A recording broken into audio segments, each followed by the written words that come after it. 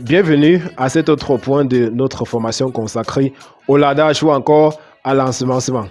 Il faut préciser que l'ensemencement est une étape très délicate, aussi délicate que la stérilisation qu'on a fait précédemment.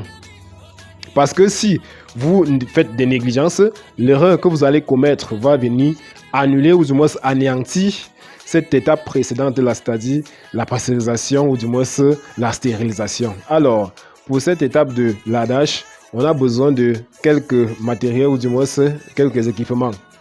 Comme premier équipement, on a besoin des équipements de protection tels que les gants, comme vous voyez, les masques. Mais pour ce cas-ci, je ne vais pas utiliser le masque, je ne vais pas couvrir ma bouche parce qu'il va falloir que le son sorte. Voilà, vous aurez besoin d'un dispositif de stérilisation. Pour notre cas, nous avons choisi le lait de chaux. C'est juste un mélange d'eau et de chaux. Mais chez vous, vous pouvez choisir d'utiliser l'alcool ou du moins l'eau de javel. Ça dépend de vous. Vous aurez besoin d'une fourchette et vous aurez besoin de la sémence. Et pour notre cas particulièrement, nous avons choisi d'utiliser la sémence magique de l'APCC.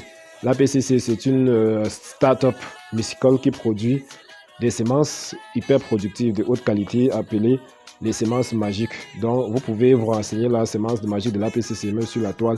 On va vous les montrer.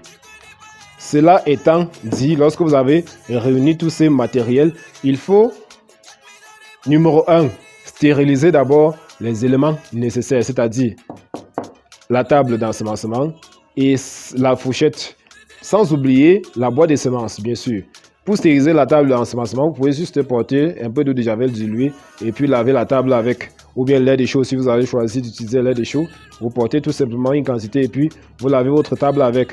Après cela, vous stérilisez votre fourchette, tout simplement là, en trempant dans le mélange dans cette solution de chaux et d'eau. Et vous portez aussi la boîte de semences pour la stériliser. Pourquoi? Parce que généralement, lorsque la boîte est disposée de cette façon, il y a la poussière qui tombe sur le couvercle. Et si cette poussière tombe sur le couvercle, vous ne la lavez pas avec une solution d'eau de javel ou bien d'alcool